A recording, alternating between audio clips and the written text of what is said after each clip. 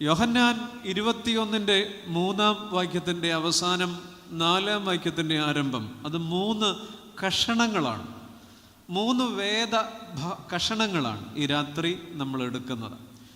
ഞാൻ ആ വചനം ഒന്ന് വായിക്കാം. ഇങ്ങനെയാണ്: ആ രാത്രിയിൽ അവർ ഒന്നും പിടിച്ചില്ല.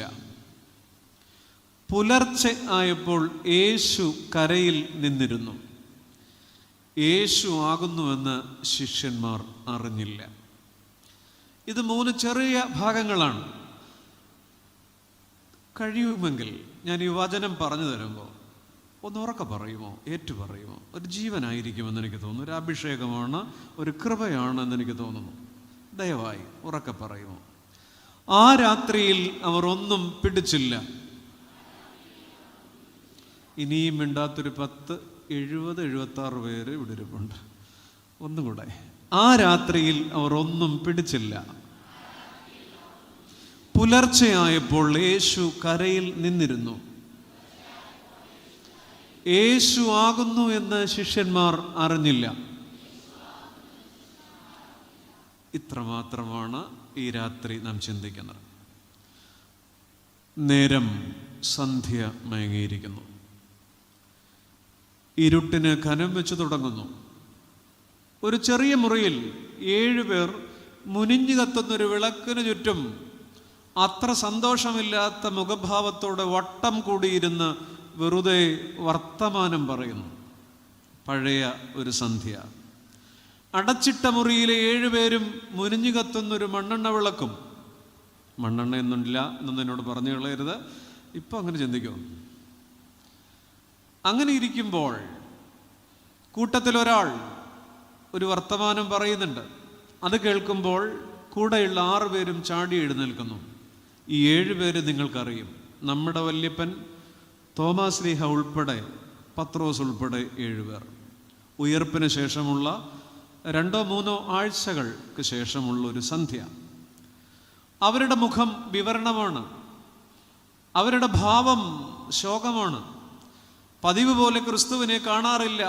ഞങ്ങളുടെ നാട്ടിലൊരു പഴഞ്ചൊല്ലുണ്ട്, കിഴക്ക് നിന്ന് വന്നതുമില്ല. നിങ്ങൾ കേട്ടിട്ടുണ്ടോ? ഇല്ല, നിങ്ങൾ ഇംഗ്ലീഷ് മീഡിയമൊക്കെ ആയിരിക്കും. ഒറ്റാലിൽ കിടന്നതുമില്ല എന്നൊരു പഴഞ്ചൊല്ലുണ്ട്, കേട്ടിട്ടുണ്ടോ? എന്തായാലും ഇന്ന് കേട്ടോ. കിഴക്ക് നിന്ന് വന്നതുമില്ല, ഒറ്റാലിൽ കിടന്നതുമില്ല എന്ന് പറയും. എന്ന് പറഞ്ഞതുപോലെ 3.5 വർഷം കൊണ്ട് ഒരാളുടെ കൂടെയായിരുന്നു. അതിനു മുമ്പ് ഒരു പണിയൊക്കെ ഉണ്ടായിരുന്നു ഇവർക്ക്. ഇപ്പോൾ വിളിച്ചിറക്കിയ പാർട്ടിയില്ല, പഴയ പണിയില്ല. അങ്ങനെ എല്ലാം നഷ്ടപ്പെട്ടവരെ പോലെ ശോകാർദ്രമായ ഭാവത്തോടെ ആ മുറിക്കുള്ളിലിരിക്കുമ്പോൾ നമ്മുടെ പത്രോസ് ഒരു ഡയലോഗ് പറഞ്ഞു: ഞാൻ മീൻ പിടിക്കാൻ പോകുകയാണ്. കേട്ടപാടെ കേൾക്കാത്ത പാടെ 6 പേരും കോറസായി ഏറ്റുപറഞ്ഞു: ഞങ്ങളും വരികയാണ്. കാണുന്നുണ്ടോ നിങ്ങൾ? 7 പേരും കൂടി ആ മുറിയിൽ നിന്നിറങ്ങി മുറി അടച്ചിട്ട് ആ തീരത്തെ പഞ്ചസാര മണലിലൂടെ തീരത്തേക്ക് നടക്കുന്നു. നേരം രാത്രി 7:30.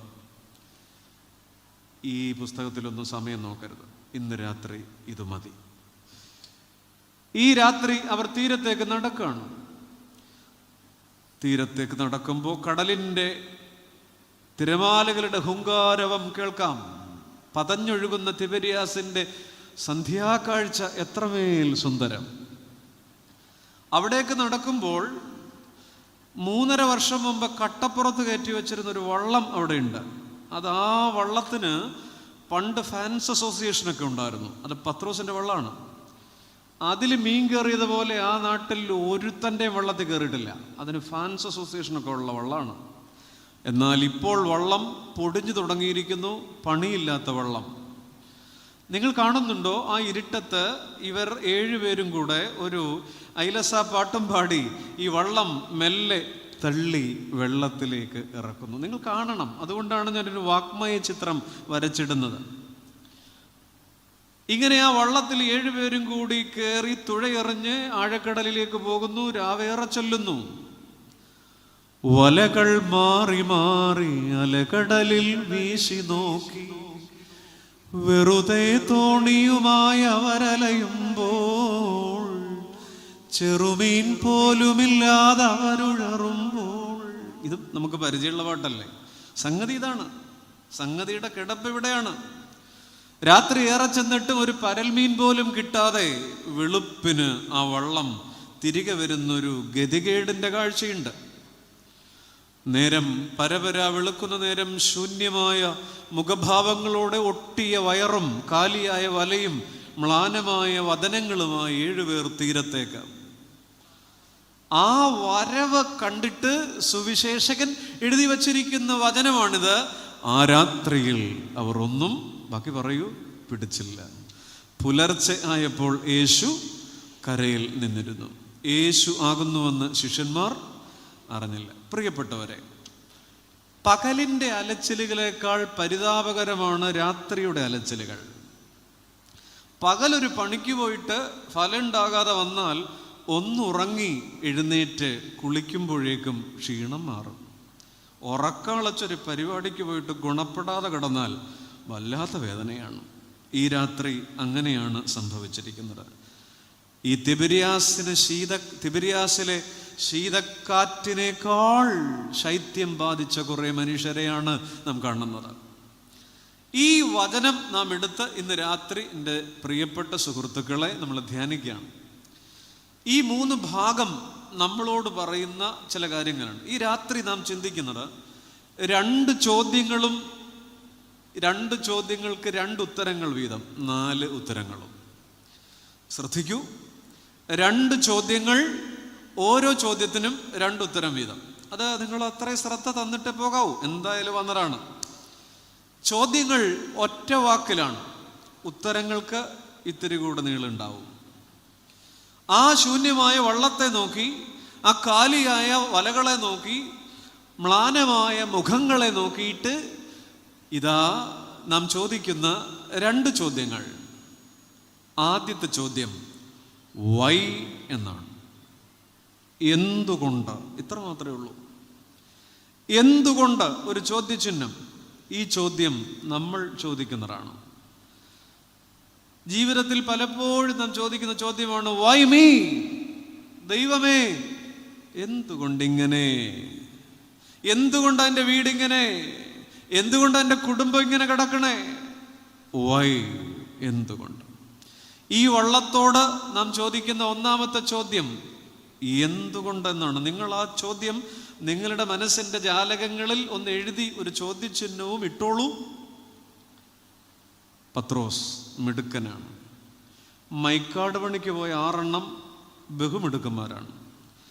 ഈ കൊച്ചു വള്ളത്തിൽ 7 പേരൊന്നും വേണ്ട. ഈ കൊച്ചു തടാകത്തിൽ മീൻ പിടിക്കാൻ ആവശ്യത്തിലധികം മാൻ പവർ ഉണ്ടായിട്ടും, ആവശ്യത്തിലധികം പ്രൊഫഷണലിസം ഉണ്ടായിട്ടും, ആവശ്യത്തിലധികം സമയമുണ്ടായിട്ടും ഈ പുലരിയിൽ എന്തേ ഈ ശൂന്യത? എന്തുകൊണ്ട്? ഇതാണ് ചോദ്യം. എന്തുകൊണ്ട്? പത്രോസേ, നിങ്ങളുടെ വള്ളം എന്തുകൊണ്ട് കാലിയായി കിടക്കുന്നു? എന്തുകൊണ്ട് ശൂന്യമായി കിടക്കുന്നു? ഇത് പത്രോസിൻ്റെ വള്ളത്തോട് മാത്രമല്ല, ഇതെൻ്റെ ജീവിതമെന്ന വള്ളത്തോടാണ്. ചങ്ങാതി, താങ്കളുടെ ജീവിതമെന്ന വള്ളത്തോടാണ്. ഒന്നാമത്തെ ഉത്തരം. ഈ ഉത്തരം എൻ്റെ ജീവിതമാണെന്ന് തോന്നുന്നത് കൊണ്ടാണ് പറയുന്നത്. നമ്മുടെ ജീവിതമാണെന്ന് തോന്നുന്നത് കൊണ്ടാണ് പറയുന്നത്. ഒന്ന്, എന്തുകൊണ്ട് എന്നതാണ് ഒന്നാമത്തെ ചോദ്യം. നിങ്ങൾക്ക് കിട്ടുന്നില്ലേ? ആ ചോദ്യത്തിന് 2 ഉത്തരം.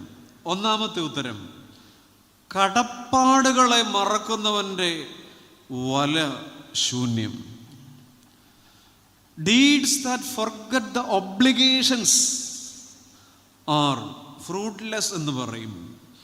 കടപ്പാടുകളെ മറക്കുന്നവൻ്റെ കർമ്മം ശൂന്യം. നിങ്ങൾ ഓർത്ത് നോക്കിക്കേ, 3.5 വർഷം മുമ്പ് വരെ അവരാരുമല്ലായിരുന്നു. എന്നാൽ അവർ ഇന്നാരോ ആയത് നസ്രായൻ്റെ ബലത്തിലാണ്. ആ ഐഡൻറ്റിറ്റിയാണ്, ആ വ്യക്തിത്വമാണ്, ആ കൃപ മാത്രമാണ്.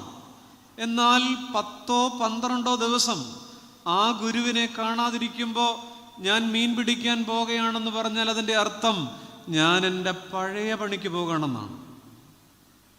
ജീവിതത്തിൻ്റെ ഇന്നലകളുടെ നടത്തിപ്പുകളും കൃപകളും മറന്ന് പഴയ ചില കാര്യങ്ങൾക്ക് പോകുമ്പോൾ കടപ്പാടുകളെ മറക്കുന്നവൻ. എത്രമേൽ മികവുണ്ട്, എത്രമേൽ മാൻ പവറുണ്ട്, എത്രയധികം സമയമുണ്ട് ഈ രാത്രി, എന്നിട്ടും ജീവിതത്തിൻ്റെ ശൂന്യതയുടെ ഒരു കാരണം ഇന്നലകളുടെ കൃപകളെ മറന്നു പോകുന്നതാണ്. പത്രോസിൻ്റെ മാത്രമല്ല, പുതുപ്പള്ളിക്കാരെ, എൻ്റെയും നിങ്ങളുടേതുമാണ്. കാലത്തിൻ്റെ നഭസിൽ നമുക്ക് സംഭവിക്കാവുന്ന ഏറ്റവും വലിയ അപജയം മറവിയാണ്. ഡിമെൻഷ്യ ഒരു രോഗമാണ്. തലച്ചോറിൽ ഓർമ്മയുടെ കോശങ്ങൾ ശിഥിലീകരിച്ചു പോകുന്നതാണ്. ഇന്ന് ലോകത്തൊരു 4.5 കോടി ഡിമെൻഷ്യ പേഷ്യൻസ് ഉണ്ടെന്ന് പറയും. അത് അതിവേഗം വർദ്ധിച്ചുകൊണ്ടിരിക്കുകയാണ്. WHO പറയുന്നത് ഒരു 2050 ആകുമ്പോൾ ഒരു 16.5 കോടി ഡിമെൻഷ്യ പേഷ്യൻസ്. പോട്ടെ, പ്രായമാകുമ്പോഴല്ലേ, സാരമില്ല. അംനീഷ്യ, ലോങ് ടൈം മെമ്മറി നഷ്ടപ്പെടുന്ന പ്രതിഭാസമല്ലേ, അതുകൊണ്ട് ഭീകരം. ഇത് രണ്ടുമല്ല, അൽഷിമേഴ്സാണ്. 20 വയസ്സുകാരനും 26കാരിക്കും വരാം. ഒരു ചെറു സൂചി പോലും ഓർക്കാത്ത തരത്തിൽ എല്ലാം മറന്നുപോകുന്ന വിസ്മൃതിയുടെ കണാക്കയങ്ങൾ. നമുക്ക് സംഭവിച്ചിരിക്കുന്നത് പഴയ കാലത്തേക്കാൾ നമ്മുടെ മറവി കൂടിയോ കുറഞ്ഞോ? നിങ്ങൾക്കുത്തരം പറയാം. നമ്മുടെ ഓർമ്മ, മറവി കൂടിയോ കുറഞ്ഞോ? ഞാൻ പറയാം. ഒരു 20 വർഷം മുമ്പ് നമുക്ക് എത്ര ഫോൺ നമ്പർ കാണാതറിയായിരുന്നു? 4 അക്കമുള്ള 6 അക്കമുള്ള ആ ലാൻഡ് ഫോൺ നമ്പരൊക്കെ ഉപ്പാപ്പൻ്റെയും മാവിയുടെയും കൊച്ചപ്പൻ്റെയും ഒക്കെ നമ്മുടെ മനസ്സിലുണ്ടായിരുന്നു. ഒരു കൊച്ചു ബുക്കൊക്കെ ഉണ്ടായിരുന്നു അല്ലേ? നമ്മൾ പറയുമായിരുന്നു 5-6 നമ്പരൊക്കെ. ഇപ്പോൾ സ്വന്തം കെട്ടിയോക്കുള്ള നമ്പർ കാണാതെ പറയാം, പറയില്ല. കാരണം എന്തേ? പണ്ട് മെമ്മറി കാർഡ് ഇവിടെയായിരുന്നു, ഇപ്പോൾ ഡിവൈസിലാണ്. പണ്ട് ഹൃദയത്തിലായിരുന്നു, ഇപ്പോൾ കരങ്ങളിലാണ്, യന്ത്രങ്ങളിലാണ്. ശരിയല്ലേ? ഇപ്പോൾ 1000 പേരുടെ നമ്പറുണ്ട്, പക്ഷെ ഒന്നും മനസ്സിലില്ല. ഓർമ്മ കുറഞ്ഞില്ലേ? പിന്നെ ഈ സ്ത്രീകളോട് ചോദിച്ചാൽ കെട്ടിയോൻ്റെ നമ്പർ കാണാതെ പറയും. ഞങ്ങളുടെ പുരുഷവർഗം അത്രയും പോലും പറയില്ല. വിരലിൻ തുമ്പത്താണ്. മനസ്സിൻ്റെ മെമ്മറി കാർഡുകൾ ഡിലീറ്റഡായി, മനസ്സിൻ്റെ ഹാർഡ് ഡിസ്കുകൾ ഡിലേറ്റഡായി. അല്ലെങ്കിൽ ചോദിക്കട്ടെ, നമ്മുടെ പുതുപ്പള്ളിയിൽ, നമ്മുടെ വീട്ടിൽ പണ്ട് ആദ്യമായി വാങ്ങിയ വണ്ടി ഓർക്കുന്നുണ്ടോ? പഴയ ചേതക്ക്, ലാംബി, അല്ലെങ്കിൽ പഴയ രാജദൂത് ബൈക്ക്, അല്ലെങ്കിൽ പഴയ ambassador jeep, ambassador car, jeep, പൊടി തുടച്ചൊക്കെ നമ്മൾ കൊണ്ടുനടക്കും. തള്ളിയാലൊക്കെ ഇടയ്ക്ക് എടുക്കുന്ന വണ്ടി ഉണ്ടല്ലോ. എന്ത് സ്നേഹമായിരുന്നു അതിനോട്. അതിൻ്റെ രജിസ്ട്രേഷൻ നമ്പർ ഇപ്പോഴും നമുക്ക് കാണാതെ അറിയാം, ഇല്ലേ? അറിയാം. എന്നാൽ ഇന്ന് ആൾക്ക് ഓരോ വണ്ടി കിടപ്പുണ്ട്. അച്ചായൻ്റെ ഹോണ്ടായും അമ്മാമ്മയുടെ ഹൂണ്ടായും ഒക്കെ അവിടെ കിടപ്പുണ്ട്. ഒരെണ്ണത്തിൻ്റെ രജിസ്ട്രേഷൻ നമ്പർ പറയുമോ? മുറ്റത്ത് കിടപ്പുണ്ട്, കാണാതെ പറയാമോ? ഇല്ല. സമൃദ്ധി കൂടുമ്പോൾ ഓർമ്മകൾ വേലി ഇറങ്ങിപ്പോകുന്നൊരു പ്രതിഭാസമുണ്ട്. നമ്മുടെ ഓർമ്മ കുറഞ്ഞിരിക്കുന്നു. അത് ഡിമെൻഷ്യയാണോ, അംനീഷ്യയാണോ, അൽഷിമേഴ്സ് ആണോ എന്നൊന്ന് പറയാൻ എനിക്കറിയാൻ പാടില്ല. പക്ഷെ ഒന്നറിയാം, നമ്മുടെ മനസ്സിൻ്റെ മെമ്മറി കാർഡുകൾ ഡിലേറ്റഡ് ആയിരിക്കുന്നു. കടപ്പാടുകൾ. മലയാളി അവൻ്റെ ഭാഷയിലെ ഏറ്റവും മാന്ത്രികതയുള്ളൊരു പദമുണ്ടായിരുന്നു, ഏറ്റവും അനുഗ്രഹമുള്ളൊരു പദം, ഗുരുത്വം. ആ പദമൊന്നും പുതിയ തലമുറയുടെ ഡിക്ഷണറികളിലില്ല, അല്ലേ? ഇന്നലകൾ, കടപ്പാടുകൾ തങ്ങളെ ആരാക്കിയോ ആ ഗുരുനാഥനെ ഓർമ്മകളിൽ നിന്നും വിസ്മരിച്ചിട്ട് അധ്വാനിക്കാൻ പോയവൻ്റെ വലശൂന്യമാണ്. ഈ പ്രഭാതം, ഈ സന്ധിക്ക് തരുന്ന ഓർമ്മപ്പെടുത്തലാണ്. കുഞ്ഞേ, നീ എത്ര പ്രൊഫഷണലായാലും, കുഞ്ഞേ നീ എത്ര മികവുള്ളവനായാലും, കുഞ്ഞേ നീ എത്ര ടീം വർക്ക് നടത്തുന്നവനായാലും, ഗുരുത്വവും കടപ്പാടും നഷ്ടപ്പെട്ടാൽ ജീവിതത്തിൻ്റെ അധ്വാനങ്ങൾ ശൂന്യമാണ്. നിങ്ങൾ ആലോചിച്ച് നോക്കിക്കേ, ഒരുപാട് വീടുകളിൽ ആവശ്യത്തിലധികം പഠിപ്പുണ്ടായിട്ടും വിദ്യാഭ്യാസം ഉണ്ടായിട്ടും നല്ല സാധ്യതകളുണ്ടായിട്ടും എത്രയോ ഭവനങ്ങളിൽ എത്രയോ മക്കൾ രക്ഷപ്പെടാതെ കിടക്കുന്നില്ലേ? ഇന്നാട്ടിലില്ലേ? നിശ്ചയമായും ഉണ്ട്. അങ്ങനെയെങ്കിൽ ആ ജീവിതങ്ങളുടെ പുറകിലേക്കൊരു അന്വേഷണം വേണം. മറന്നുകൂടാത്തൊരെന്തൊക്കെയോ മറന്നുപോയിട്ടുണ്ട് പാതി വഴിയിൽ. ചില വേരുകൾ, ചില ബന്ധങ്ങൾ, ചില ഓർമ്മകൾ. പ്രിയപ്പെട്ടവരെ, കല്യാണം കഴിച്ചവരാണല്ലോ ഇവിടെ ഇരിക്കുന്നവർ കൂടുതൽ പേരും, അല്ലേ? ബന്ധങ്ങളെക്കുറിച്ച് പറയുമ്പോൾ ആണെന്ന് എനിക്കറിയാം. ആ തലയൊക്കെ ചരിച്ച് വിഷമിച്ചുള്ള ഇരിപ്പ് കാണുമ്പോഴേ അറിയാം കല്യാണം കഴിച്ചവരാണ്. വിവാഹമോതിരം കയ്യിൽ കിടപ്പുണ്ടോ? ഇല്ല. ഉണ്ടെങ്കിൽ ഉണ്ടെന്ന് പറയൂ. അതിലേക്കൊന്ന് നോക്കുമോ? ഒന്ന് പ്രണയാർദ്രമായൊരു നോട്ടമാണ് ഞാൻ പ്രതീക്ഷിച്ചത്. എന്തിനാണ് ഈ മോതിര വിരലിൽ, ഈ വിരലിൽ മോതിരം ഇടുന്നതെന്നറിയാമോ? അങ്ങനെ അങ്ങ് ഇട്ടു തന്നു, അങ്ങനെ കിടക്കുന്നു, അല്ലേ? അല്ല, ശരിക്കും അത് നമ്മുടെ നാട്ടിലെ ഒരു രീതി ആയിരുന്നില്ല. ഇത് പഴയ ഈജിപ്തുകാരും റോമക്കാരും ഒക്കെ തുടങ്ങിയ ഒരു പാരമ്പര്യമാണ് വിവാഹമോതിരം ഈ വിരലിൽ ഇടുക. അതിൻ്റെ പിന്നിലെ ഒന്നും എനിക്ക് അറിയാൻ പാടില്ല, ഞാനിങ്ങനെ കേട്ടിട്ടുണ്ട്. ഈ മോതിര വിരലിൽ നിന്ന് ഹൃദയത്തോളം ഒരു നാടി ചെല്ലുമത്രേ. അതിനെ അവർ വിളിക്കുന്നത് വെനെ ഇമോറിസ് എന്നാണ്. വെനെ ഇമോറിസ്. ഈ നാടി ഹൃദയത്തെ ഇങ്ങനെ ഓർമ്മിപ്പിച്ചുകൊണ്ടിരിക്കും. ഈ മോതിരം ഇടുമ്പോൾ മറുപാതിയെ മറന്ന് മറുകണ്ഠം ചാടരുതേ. കേൾക്കുന്നില്ലേ? അതുകൊണ്ടാണ് ഞാൻ ആ മോതിരത്തിലേക്കൊന്ന് നോക്കുമോ എന്ന് ചോദിച്ചത്. മറുപാതിയെ മറന്ന മറുകണ്ഠം.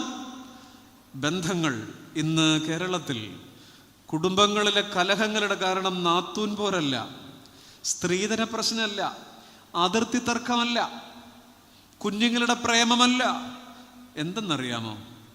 മധ്യവയസ്കരുടെ പ്രണയമാണ്. പുതുപ്പള്ളിക്കാർ ചിരിക്കുമെന്ന് എനിക്കറിയാം, പക്ഷേ ഇന്നാട്ടിലും ഉണ്ടാവും 40-ഉം 45-ഉം കഴിഞ്ഞവരുടെ അസ്ഥിക്ക് പിടിച്ച പ്രണയം.